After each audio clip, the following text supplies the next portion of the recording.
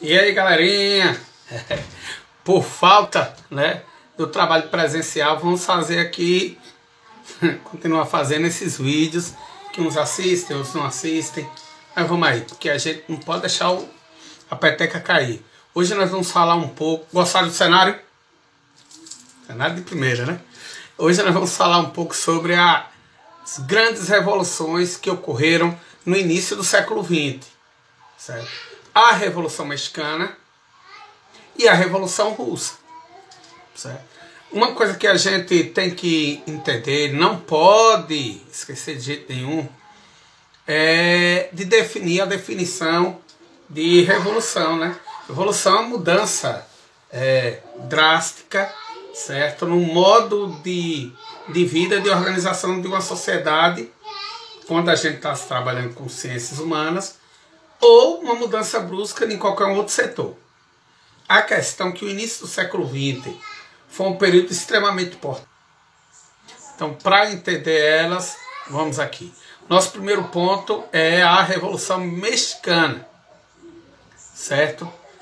O México, certo, que é o primo pobre dos Estados Unidos, vamos dizer assim, que até eles mesmos dizem, né? Triste do México, tão longe de Deus e tão próximo dos Estados Unidos. O México era colônia espanhola e se tornou independente em 1821, certo? E deflagrou uma grande revolução em 1910. É preciso que vocês entendam que a maioria absoluta da população mexicana vivia numa situação de extrema pobreza, de miséria. De miséria eu vou explicar o porquê. Desde a sua independência, o México vinha sendo dominado por ditaduras militares caldinistas. Quem eram os caudilhos? Eram aqueles líderes militares e regionais que pegaram muito prestígio durante as revoluções de libertação na América. E aí, esses países se tornaram independentes, certo? A exemplo, o México, e o poder foi parar na mão deles. Era uma elite, né? Era uma elite da sociedade mexicana, uma pequena elite que controlava uma população de índios, de mestiços, de analfabetos, tanto na zona rural como na zona urbana, e que viviam na miséria, certo? Essa era a situação. Na zona rural, agricultores sem terra. Até porque no México foi feita uma revolução agrária às avessas. Lá foi a terra do pequeno camponês e entregou na mão do grande agricultor. Na cidade existia pontos de industrialização. Uma industrialização, é lógico, financiada pelo capital estrangeiro, mas já havia um grupo considerável de operários, que é lógico, tinha sua força. Um outro grupo também era aqueles grupos que estavam na cidade, que não eram tão pobres, mas eram colocados à margem do sistema político, que eram profissionais liberais, eram maçons, eram caudilhos que estavam um pouco afastados do governo, e essa população toda estava descontente.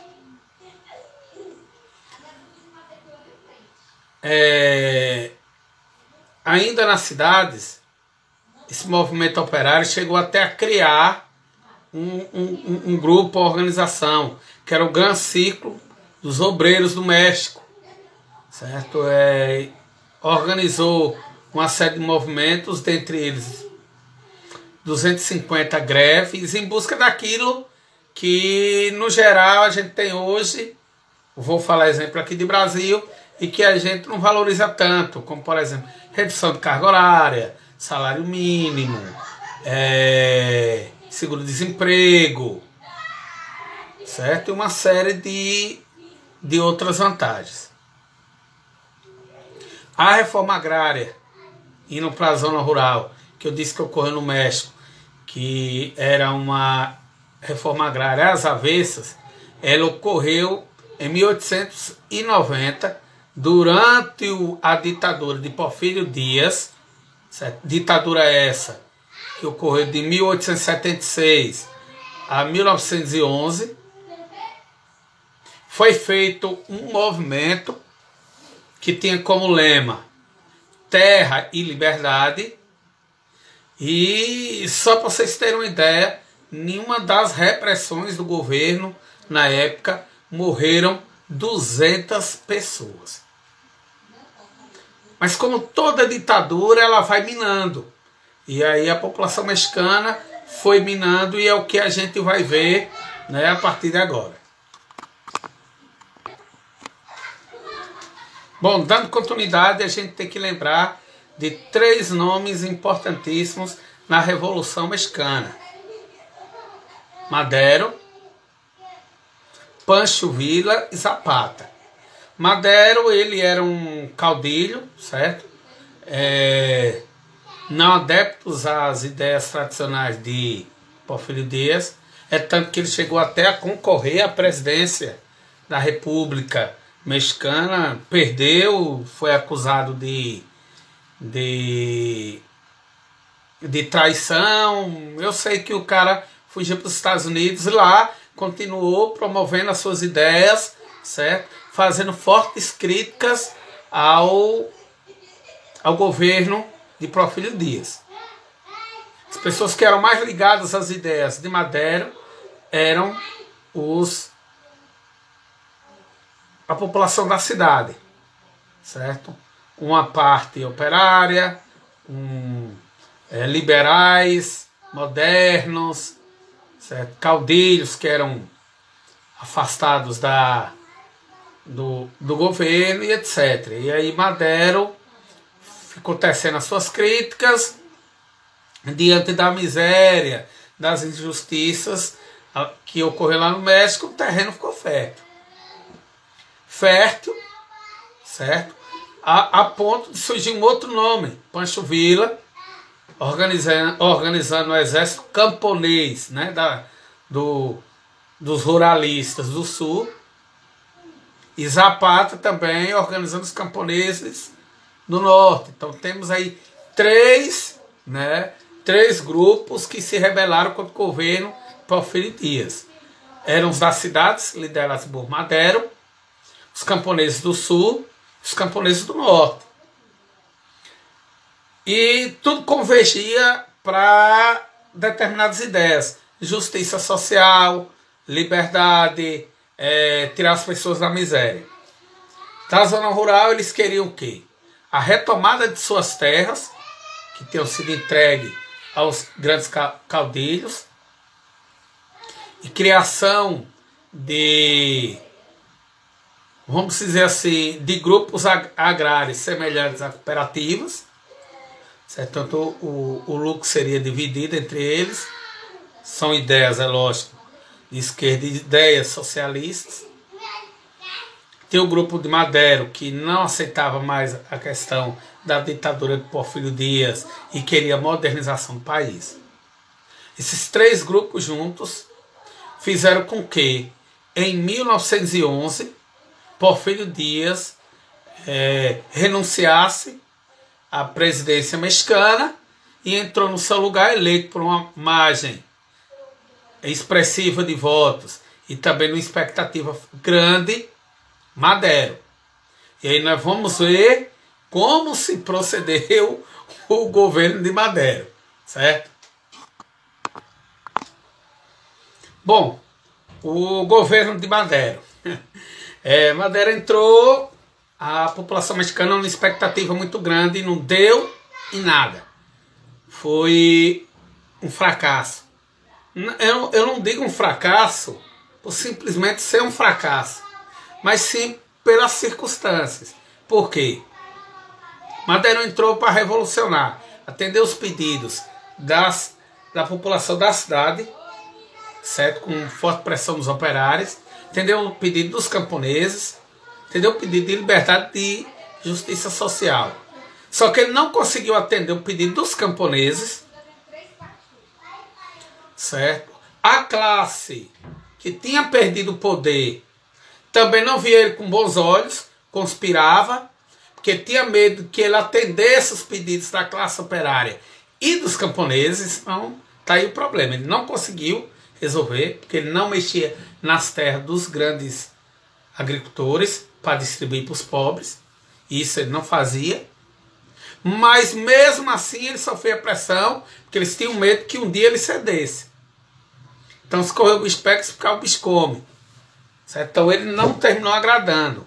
Não fez nada em relação ao trabalhador urbano também, que deixava a sua própria, né, seu próprio grupo descontente. Para acabar de completar, Zapata lançou o plano de Ayala, com diretrizes exigindo que as terras fossem devolvidas aos camponeses e fosse criado propriedades comuns, né, que é essas ideias socialistas. E isso daí foi a gota d'água, né? E aí entra a influência dos Estados Unidos, né? Os Estados Unidos entrou para colocar no poder, fazer uma substituição governamental que lhe interessasse. O grande Tio Sam fez isso e se aproveitou da questão de um sobrinho de Porfírio Dias, certo? E colocou um outro ditador, o Huerta. Esse Huerta entrou representando aquelas bases tradicionais e com o intuito de sufocar toda e qualquer movimentação, certo, da população mexicana, seja ela de trabalhadores da cidade, seja ela de camponeses. Então Huerta entrou substituindo Madero, que ele deu um golpe de Estado, com o intuito de garantir os interesses dos Estados Unidos e da classe tradicional mexicana.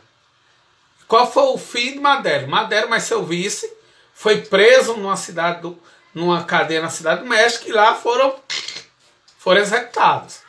E aí começou o governo de terror de Huerta, certo? Huerta esse, como vocês viram, entrou com o intuito de manter os lucros dos Estados Unidos e os privilégios da classe dominante mexicana.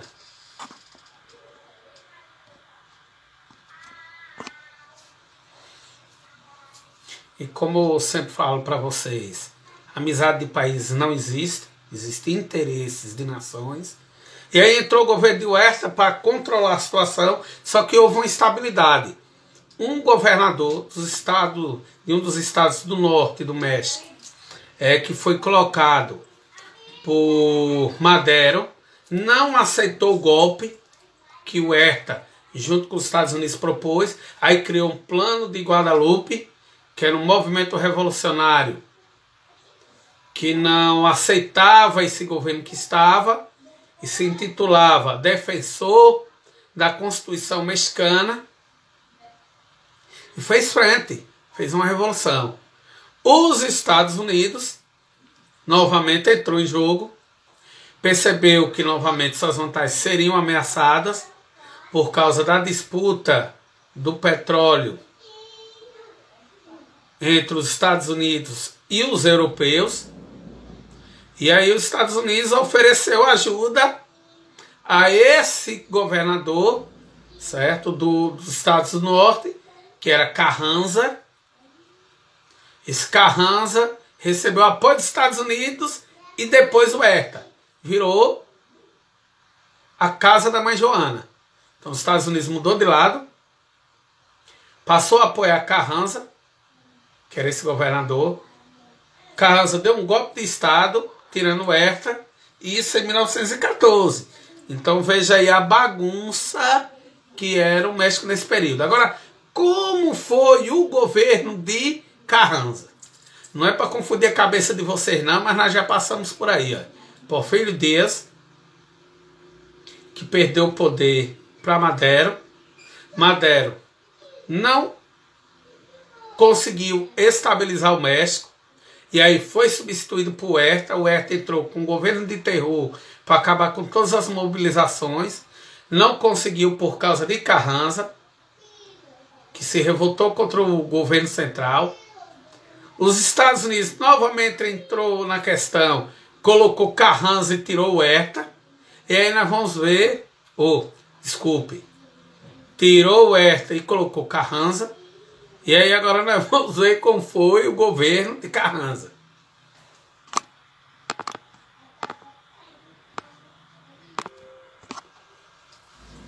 E aí, com o apoio dos Estados Unidos, Carranza, né, inicia seu governo. Acuado, pressionado pelos exércitos camponeses de Pancho Villa e Zapata, certo? Carranza então parte para eu não vou dizer um armistício, eu vou dizer assim, que ele começou a ceder, aceitou os planos de Ayala, que eram aqueles planos promovidos por Zapata, só que em 1915, um comandante de seu exército, Obregón, venceu Pancho Villa. E aí Pancho Villa e Zapata tiveram, né, que recuar. Quando recuaram, eles partiram para a ofensiva.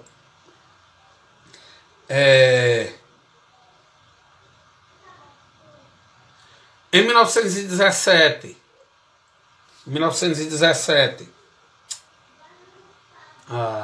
valendo. Em 1917, há uma nova Constituição, foi legitimado o governo Cota. Alguns poucos direitos trabalhistas, mas a gente não pode dizer que a Revolução Mexicana não deu frutos, deu, porque mostrou a força que o povo tem, né, na transformação social, embora a transformação lá tenha sido tão pouca.